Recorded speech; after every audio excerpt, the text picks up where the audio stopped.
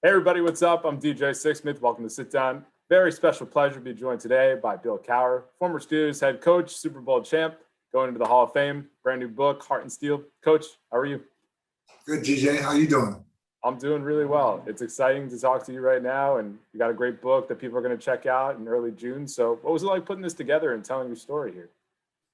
Well, when I went into the Hall of Fame, it made you start to reflect on your football career, and that was in January, or actually in 2019 or 2020. And so for that first month, you start thinking about, wow, all the people that were a part of that. The pandemic hits, you sit back in reflective mode, you start to think about your life. And so at that point, I thought, wow, what a great time, a little bit of validation to your football career. Let's just talk about your life in general, because I think it's very important that people understand that life is a series of hardships, opportunities, and lessons, right? And so I shared all that, and every one of them you learn from, each experience you learn from, and it kind of defines and molds who you are today. And so finding the right collaborator was very important. Michael Hawley, that seemed like the right guy at the right time. And he went to Point Park College in Pittsburgh, grew up in Ohio, actually interviewed me back in 1992 as a young reporter for the Akron Beacon Journal. So, and we just connected right away. Michael just, it's so funny. He said he was in a journalist class, and he said his professor told him that the only logical order is chronological when you start to write something. And so we started doing that, going down my life growing up in this small town in Crafton, telling my parents and my playing career, then my coaching career, and even my post career, and a lot of things that I went through. And hopefully this memoir will be something that people, if they experience any part of it, it'll help them as they work through the series as we talk about of hardships, opportunities, and lessons. Well, there's a lot to your story, and you mentioned growing up in Crafton. You were just Billy from Crafton. You weren't head coach Bill Cowher. So what should folks know about your childhood, and how did that define the man you are today? Well, my parents were very blue collar. My dad was very meticulous, very good with numbers. As I learned later, I love math. Started with him. He always had number two pencils in where they were always sharpened every morning. And if he touched anything on his desk, he better put it back because he knew exactly where every little eraser was. So very organized. And so all these things that you don't realize as you grow older kind of become a part of who you are. Always had a job, paperboy, worked in a steel mill, worked in nurseries, always worked. And my dad taught me three things very early. Never quit. You quit once, you'll quit again. Work harder than the other guy, your work ethic. And the last thing is do not be intimidated by anyone or anything. Self-confidence. So I learned those things as a young man, and it took me through college, through a chance to be professional, and then obviously the opportunity I got through Marty Schottenheimer to become a coach, and the opportunity I got to become a head coach with Dan Rooney had a tremendous impact on me. Before we get to the coaching, you had a nice little football career yourself. You go to NC State, you play in the league, you had some injuries. What should people know about your playing career? Because we know the coach, but who was the guy on the field back in the day? Oh, I do whatever it takes to compete and win. Very, very limited athletic ability. I try to make up for it by understanding angles, by understanding formations, by being able to play multiple positions. I was more of a special teamer. And that's who I was. I wasn't drafted in a 13 or 12 round draft, got cut as a free agent, tried again, made it with the Browns.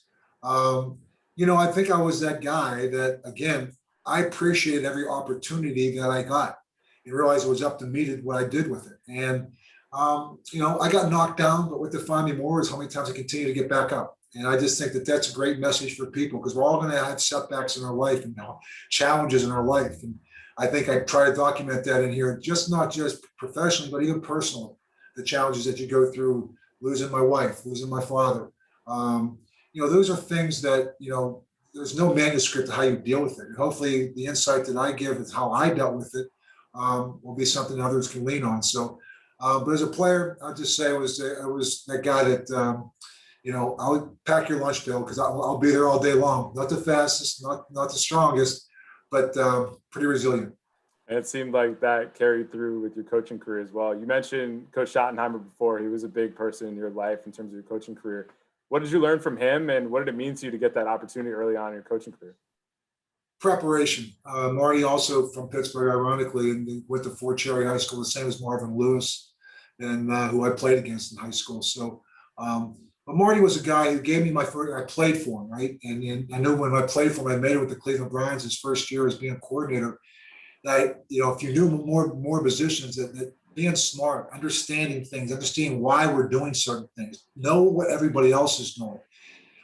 Just resonated with me. And preparation was everything to him. Gave me a chance to become a coach at the professional level, and I never coached before. I coached special teams. And he said, "Okay, I'm going to move you to defensive backs." Defensive backs. I never even played defensive back.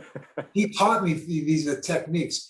He taught me what to understand, to make sure you're prepared when you go into every meeting. But he also is a guy that could resonate with players. And I used to watch him in front to deal with losses that we had at times in Cleveland, dealing with successes. He never changed. He motivated. He's a big teacher. Marty, coaches are teachers. And I learned so much of that through him. Everything that I learned as a coach, I learned through Marty Schottenheimer. And when I had a chance to become a head coach with Dan Rooney in 1992, a lot of him came with me. But then I also realized, and Marty would say, you still have to be yourself. So I try to take a little bit of everybody, a lot of Marty, and then put myself into it. And Dan Rooney gave me an opportunity to do that. Well, let's talk about 92, right? What do you think separated yourself from the rest of the competitors? What do you think stood out to the Rooney family that Bill Cowher is the right guy for our franchise? That's a good question. I don't know. It was me, Dave Wanstead, and Joe Green were the finalists that we had for that. And obviously, we know Joe's career and what he was in Pittsburgh, and he was an assistant coach at the time. And Dave Wanstead was also from Pittsburgh, from Baldwin High School, and he was a defensive coordinator at the time. I don't know. I don't know if it was just the more we talked, the more we felt like there was a connection there. And it wasn't about football. It was more about family. And I had 3 young daughters at the time. And he kept asking more about my family. He asked me about football. And so it just seemed like, when I got there that I was following a legend in Chuck Noll. I was going back to my high school. I mean, my hometown. I always told this story. I tell in the book, I said, when I first got the job in 92, my first thought is, wow, if I don't screw this up, I go back to my 20th high school class reunion as a head coach of my hometown team. So my first goal is don't get fired your first 3 years. And so I was able to live there for 15 years with my parents able to see their grandkids and growing up where I grew up. And it was just, it's a storybook tale that you're talking about. But at the same time, it was a responsibility that I had. And the growth I had while in Pittsburgh, because of the Rooney family, their core values was very family oriented. And it just matched and met with what we were trying to do in raising a family in Pittsburgh and how I was raised in Pittsburgh, and taking them down the same alley, making them work as well as I worked as a kid with a paper route. They all worked in restaurants and served public jobs because I thought it was important to see how people are out in the real world, because that's what the real world is. And so every one of them worked in a restaurant. And so, I don't know, it's the same values I had that I grew up with. I tried to instill in them. And probably being in Pittsburgh just made it so much easier because it seemed like the right thing to do. It was certainly a great spot for you, and you had great teams throughout your time there. I mean, you had the one Super Bowl run in the 90s, you lose to Dallas, and then 06 where it all comes together for you. I mean, what was the craziest part? Because there's so much time between those 2 appearances. What did it mean to finally win at the end of your career there? It meant a lot. The biggest thing it meant to me was being able to hand Dan Rooney that trophy in my 14th year. And being there 10 years earlier, thinking, okay, we'll get back. You don't get back. You get back there 10 years later. And we went through a series of,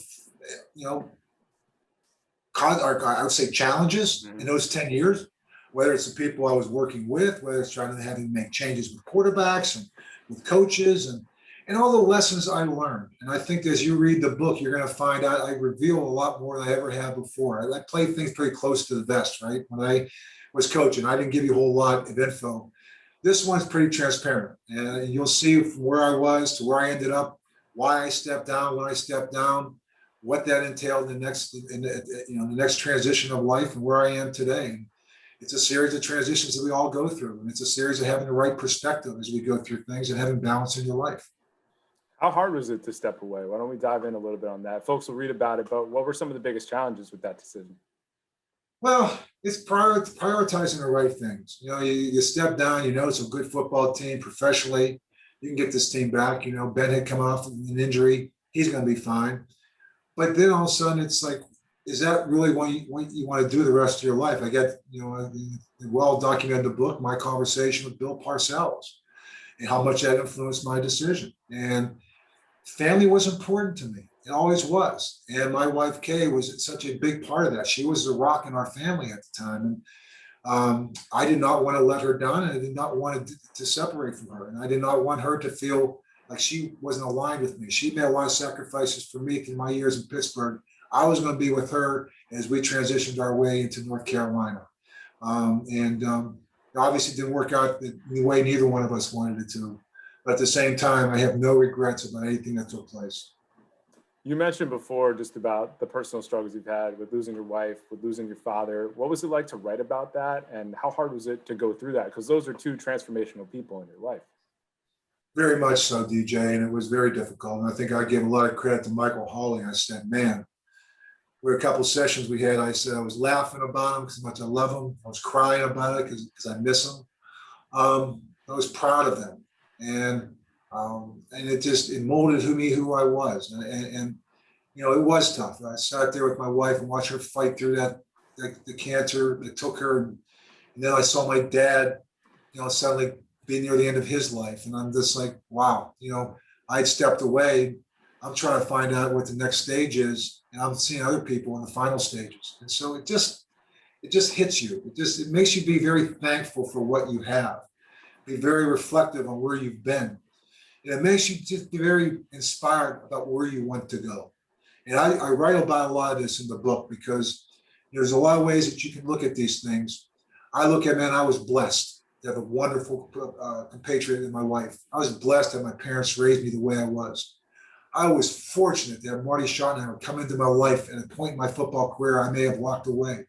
And then to get to the highest pinnacle, to have a guy like Dan Rooney be that kind of mentor, where it's all about family. I was such a lucky guy.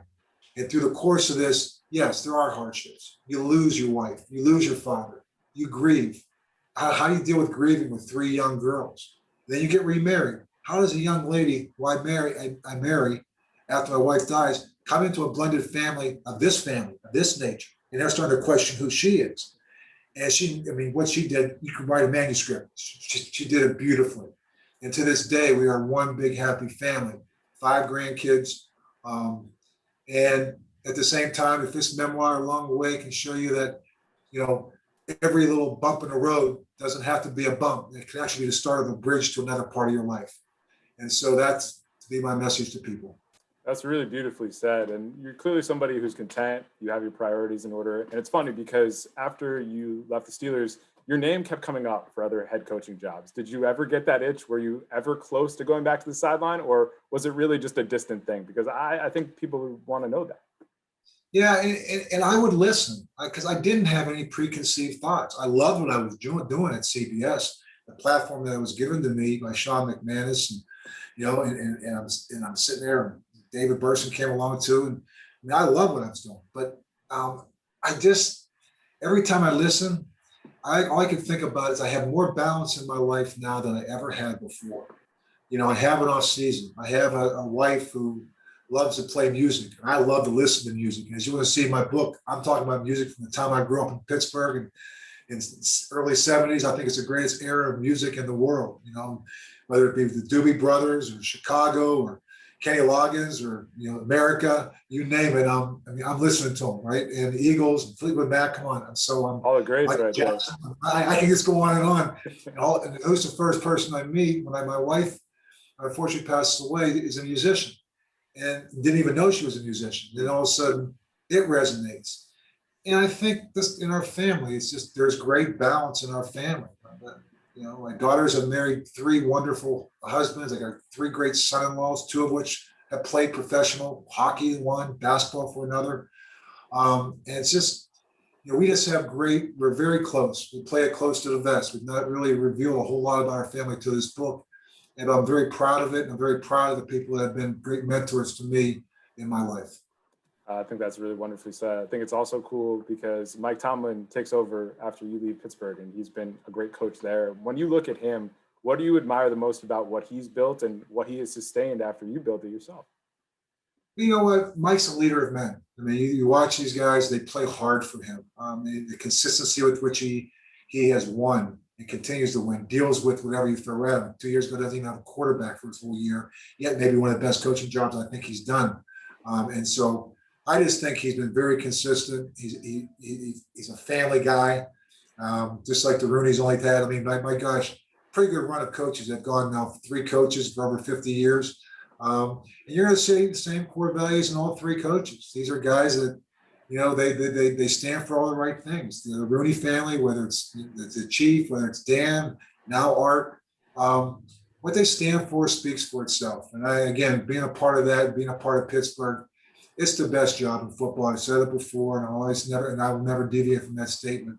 There's a lot of other places that are good, and they do it their way, but that way was the right place for me at the right time. It's funny because all of us came in there around the same ages.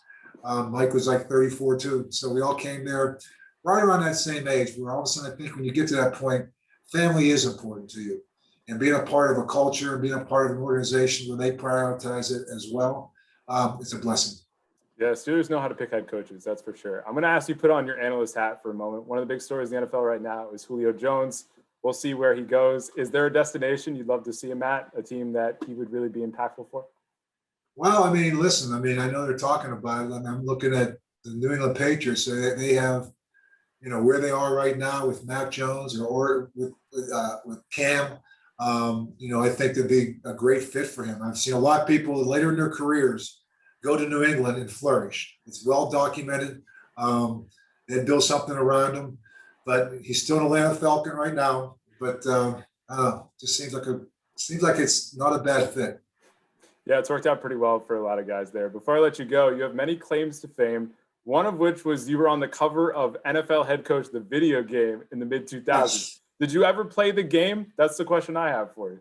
Yes, I did play the game one time. So yes. But I made it to that. So it's been a lot of firsts I've had. I've been blessed enough to do a few commercials. And it was a time, the other day, I went in there with someplace. He goes, "Hey, aren't you that Time Warner guy?"